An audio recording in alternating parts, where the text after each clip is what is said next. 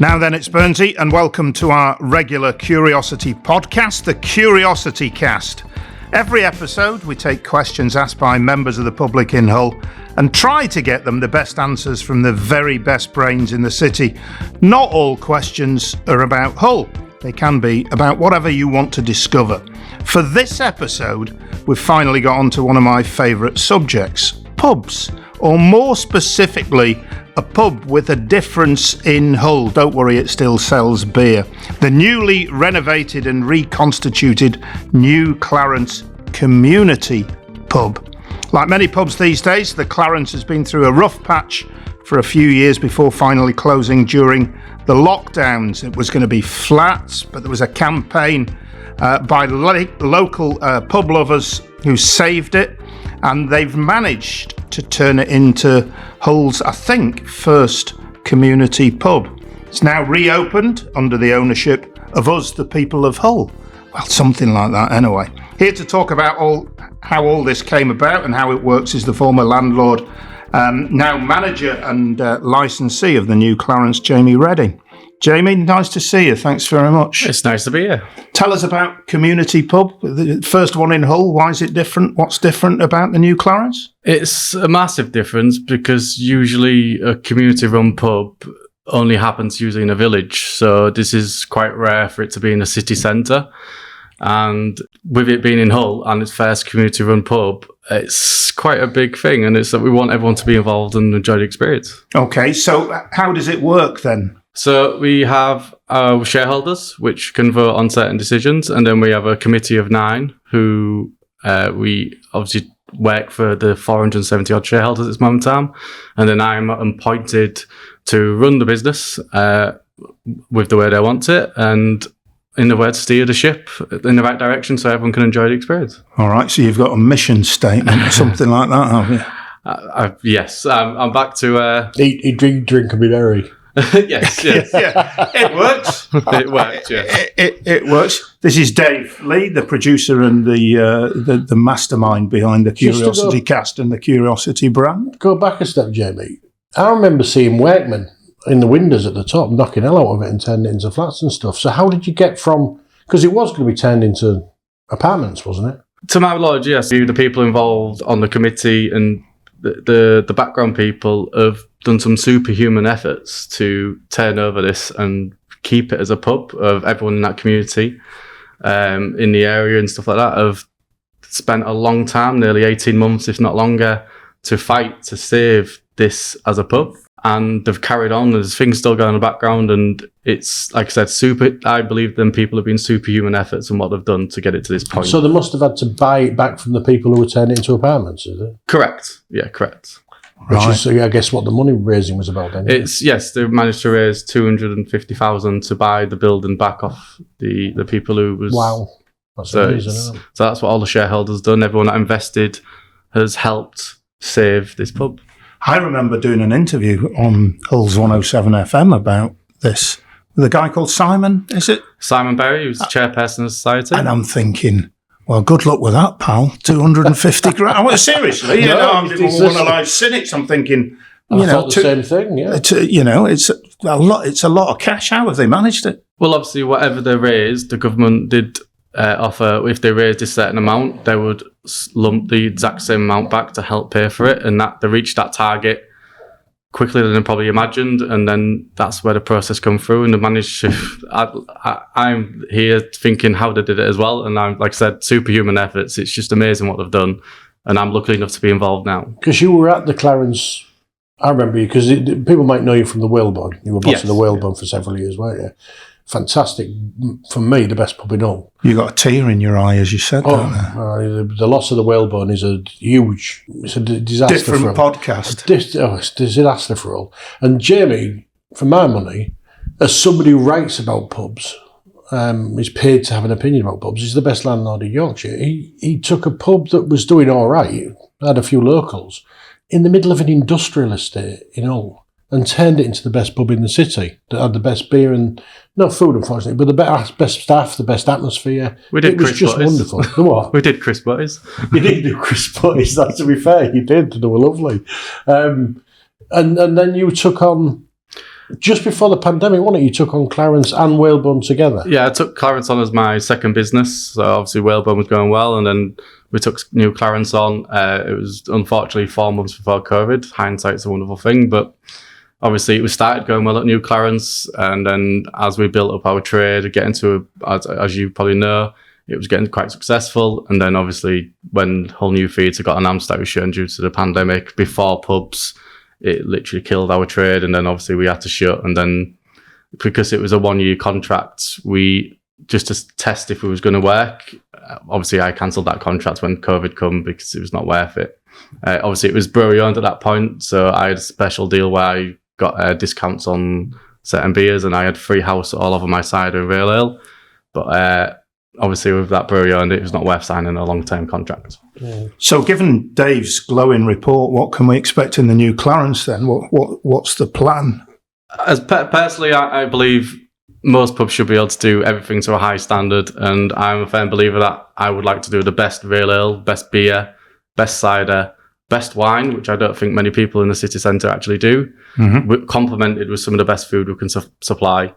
And that's my aim. My aim is to be high quality across the board and a great experience. It's a British pub. Everyone should be allowed to come and experience high quality products in a great atmosphere. And is it, well, it is where it is. I was going to ask, is it in the right place? Because it's not a sort of passing trade sort of place, is it? Unless people are going to the theatre? I don't believe any pub has a restriction to what customers can get. It's a destination. If it's good enough, people will go there. That was a stupid question. Is it in the right place? Because there's you can't stick it on the back of a lorry and think we'll move it 3 streets away. Pubs these days survive and do well for different reasons. Like Jamie says, some of them are Pipe and Glass is a destination pub with amazing food. Yeah. Whalebone, he turned it into a destination pub by having this amazing atmosphere and booze. You'd had no reason to go to it beyond it's an ace pub because you weren't passing, you weren't staying nearby, you didn't live nearby. And I think that's what... There's a real skill to being a landlord. And people don't realise that because we've had decades of pubcos just shoving people on low wages to run pubs.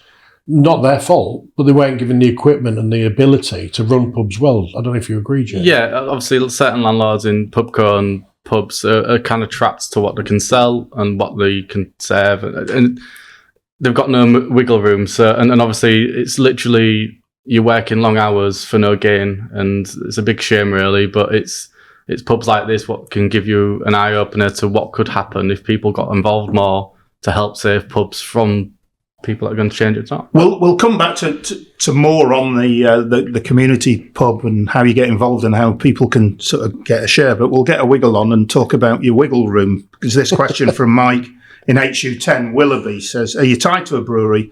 Or can you stock whatever beer you like?" We can stock anything we like, and we're open to suggestions if people have ideas. Obviously, our starting stock and the way we've done it is from my experience, but we are open. People over the weekend said, "Oh, would you be able to stock that?"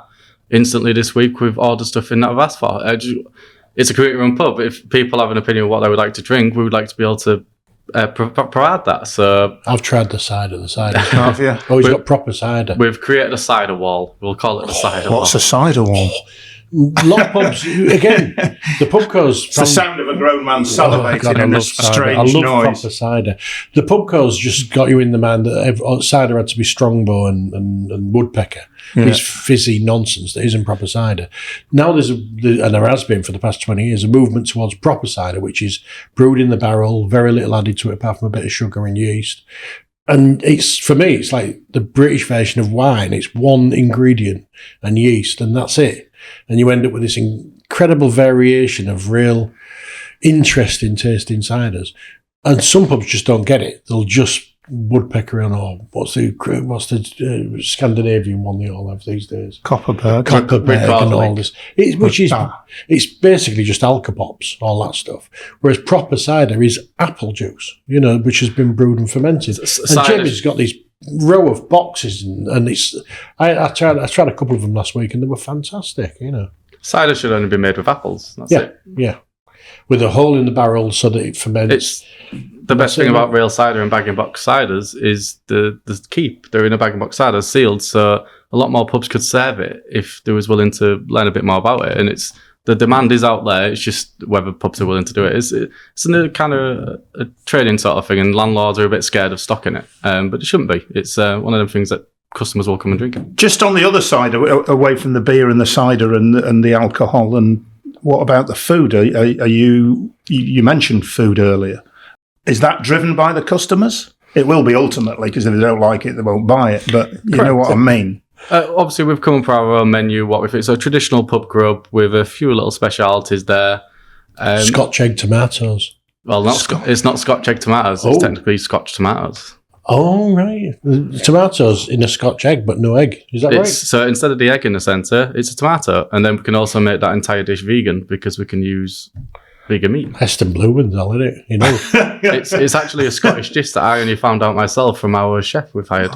Because they've got great tomatoes in Scotland, don't they? It's more Heston blooming egg. But it's the theory, like, we want to cater for all. So we want to do good vegan, vegetarian, and meat and fish. So we want to cover every avenue. We want to make it available for everyone. Right, okay. I'm slavering. But that's just your normal state, really, isn't it?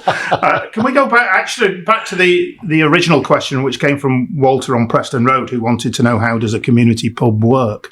So do you buy a share in the pub then?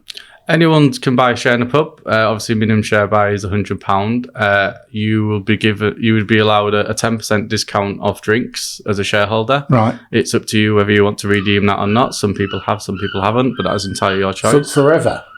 It's done on a yearly basis. So once a year, at the end of that AGM, after you'll get a report of what the pub's doing and stuff like that, and then all the shareholders would then be able to have a vote whether we carry on with the discount or change it. And has anybody worked out how many pints you've got to drink to get your share money back? Some people have. I'm just trying to top it up in my head. Everyone's different. It depends on what you drink. So obviously not everything's the same price. So how much is a pint of cider? A pint of real cider varies. So if it's over 5.5%, it's £4.90. If it's under 5.5%, it's £4.60. So I can't do the maths. If he'd said a fiver there, I could have done the maths, because it's not 10%. So you're talking nearly 50 pence. Yeah, a pint. A pint. Yeah. So it's not. You'll have got your money back in. Well, Jamie's brought me in a form to buy shares, which I'm going to do. I'm going to go for the basic £100 model. Yeah. So 50 pence a pint I'm saving. It's going to take me about a day and a half to get my money back. You'll do it in a weekend. I'll just bring in a box of cider for you and you buy it. And a straw. Oh dear. We should say at this point, I'm going to say it now while we're giggling away in the background. I'll just remind us, or remind you, and me really, that you can send us your own question for Curiosity, and we'll answer it in either the next podcast or in the content you can find on the Curiosity social feeds.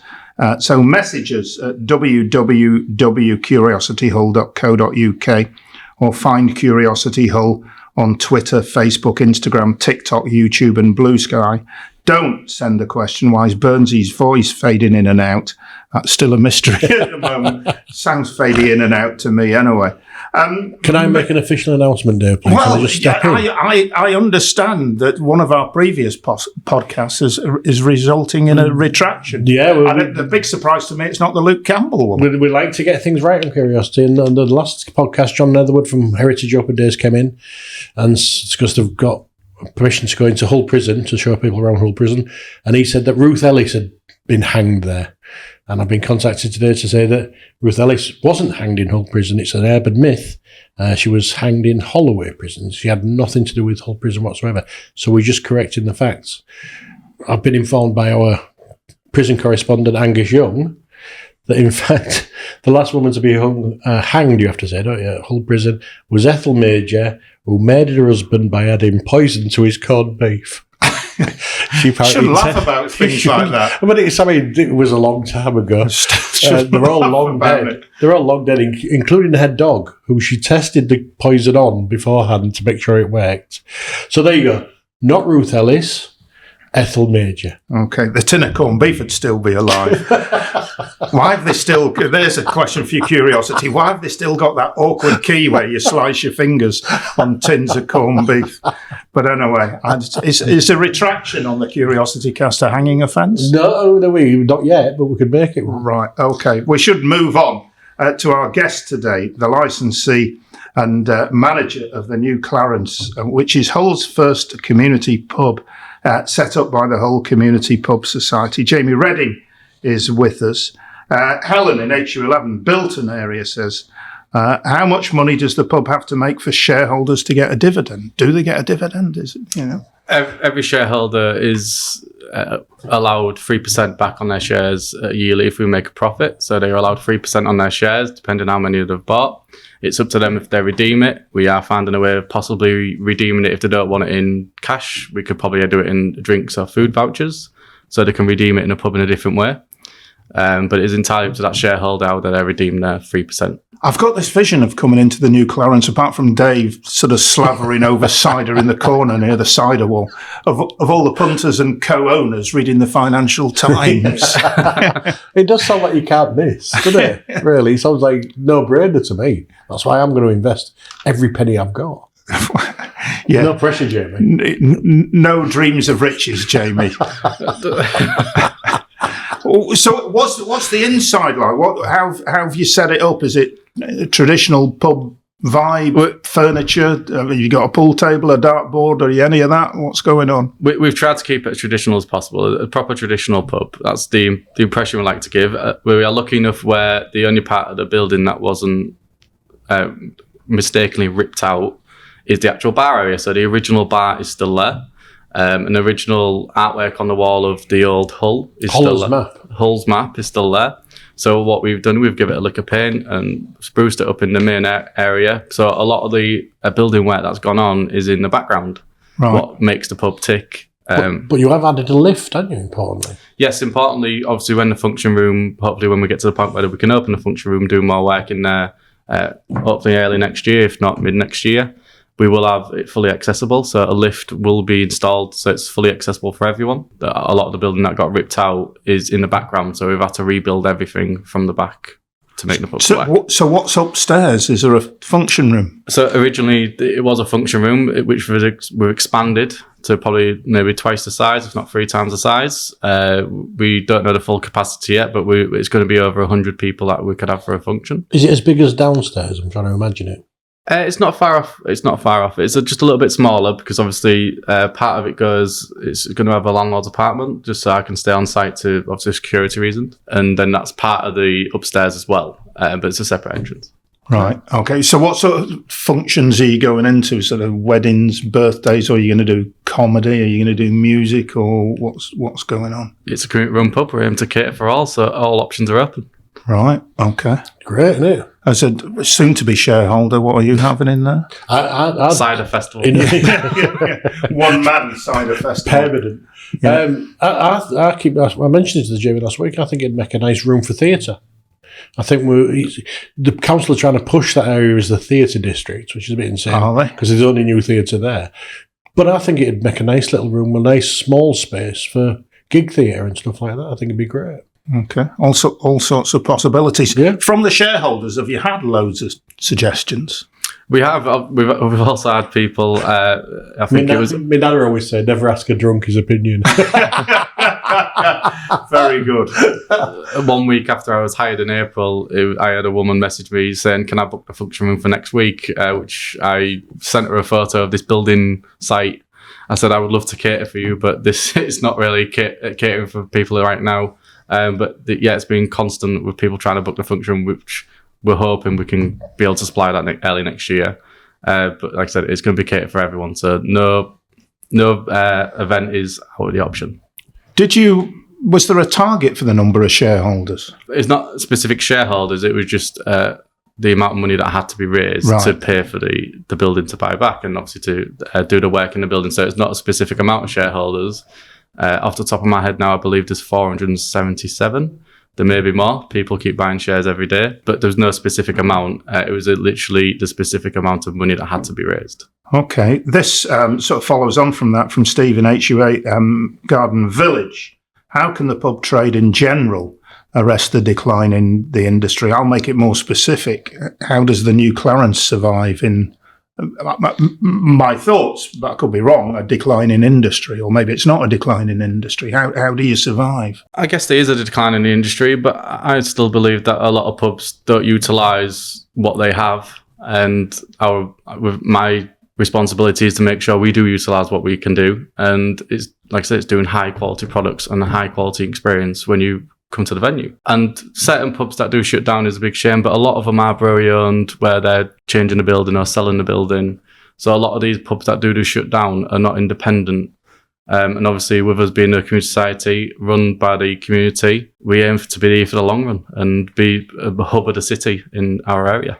What sort of opening hours are you going to be doing, Jamie?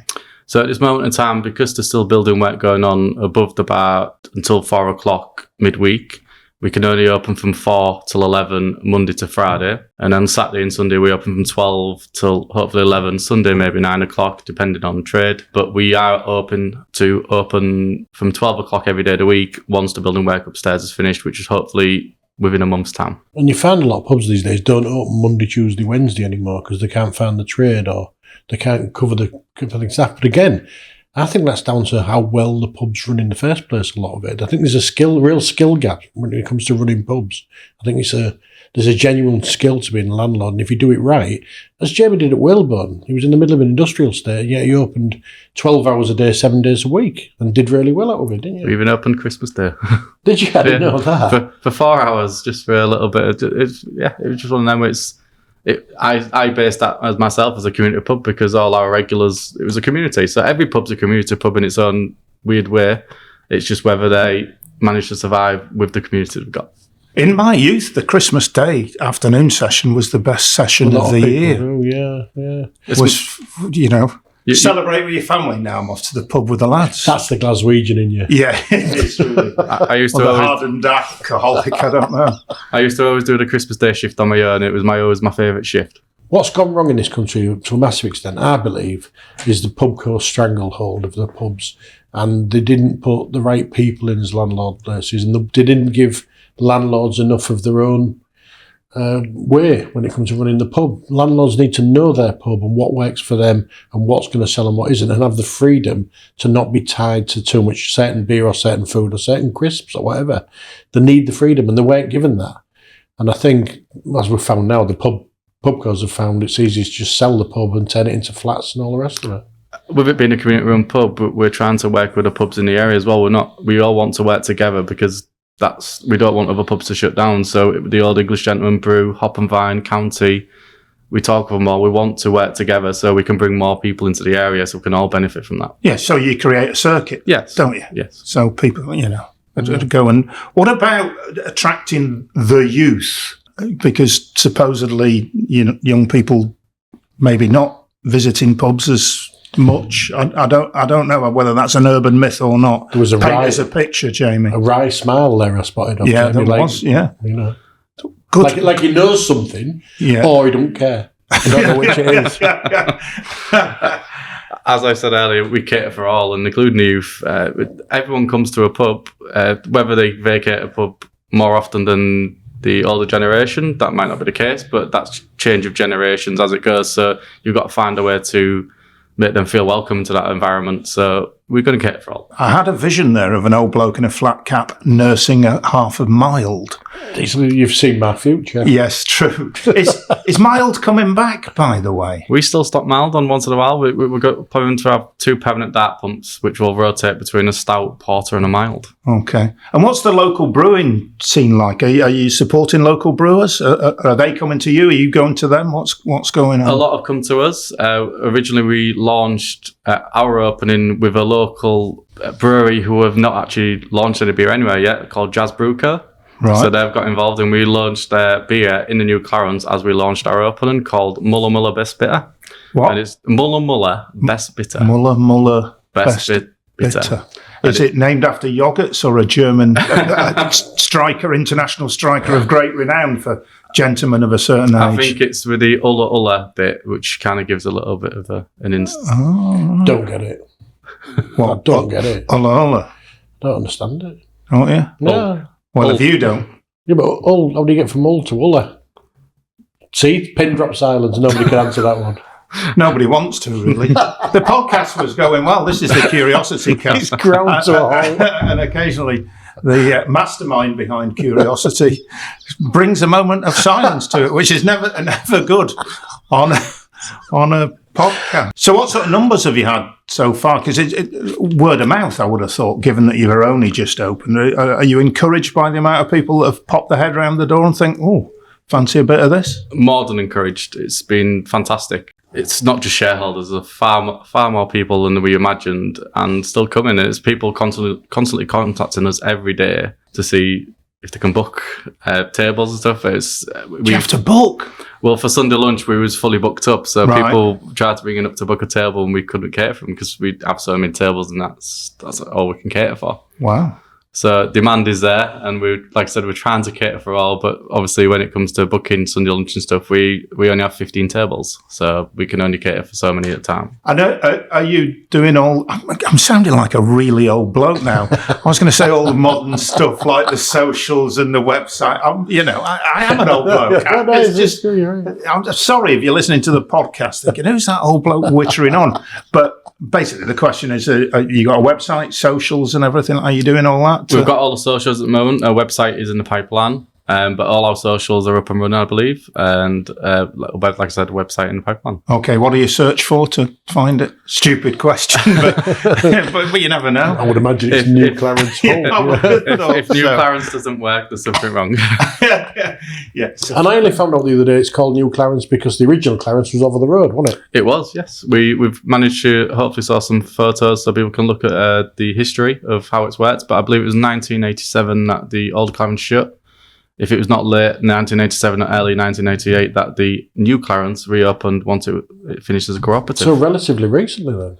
Yeah, it's quite more recent than you think. It's just obviously it's transferred across the road. When you say it finished as a cooperative, it used to be a cooperative shop. Oh, right. I thought for a minute maybe this isn't the first community pub. It was a cooperative. Don't start a row. It's too late. No, it's not. We don't want a retraction on another episode of the CuriosityCast. We're only one step away from lawyers, frankly, on this podcast at times. I'll try not to. No, you'll be fine, Jamie. It'll. I was going to say it'll be me, but it won't be me. and Claire was a fan of your former gaff and just wants to know any chance of the Whalebone reopening. Obviously, that's no longer my decision. That's someone else who owns the building. I'd love for it to reopen. I'd call it one of my babies. I spent 12 years of my life there, and I'd love it to reopen as a pub. I'd love it to be open and trading again. So hopefully it does. Well, we wish you well with the new Clarence. I suspect awards. Do you target awards? Are you looking for camera awards and things like that? You want to be standing on a stage in your dicky bow and everything, like making a speech saying thank you very much? I don't target awards. If the awards come, that's great. It means we're doing the right thing. But long as the best pub always wins best pub, that's the idea. Just remind us, as a final one, if people want to invest and become a shareholder in a pub, and frankly, why wouldn't you? Dave, do you want my pen to fingering my form? Sign your form. How do people do it, Jamie? Pop down to the pub. We can pass you a share certificate. You can fill it in. You can leave your name and number. We can contact you and send you it. It's entirely up to you. Okay. And pop along and just sample it and, have a go. Come down, tell us, give us your feedback, and there's things we can do to improve. We're aiming to do that as well. It sounds really good. Jamie, thank you for spending some time with us on the CuriosityCast. You're welcome. The licensee of Hull's first community-owned pub, the New Clarence Community Pub. Do check it out. Just search New Clarence on all the socials. We've found that out. We probably didn't need to ask that question. It was obvious. But that's it for this episode of CuriosityCast. Our thanks to Jamie Redding. The New Clarence is now reopened and hopefully will be a huge success and lead the way in a renaissance of the good old British pub. Remember to keep in touch with us and send us a question, curiosityhull.co.uk, or follow and friend us on the socials where we are Curiosity Hull on all the main feeds. We'll be back very soon with more quality answers to whatever question you'd like to ask.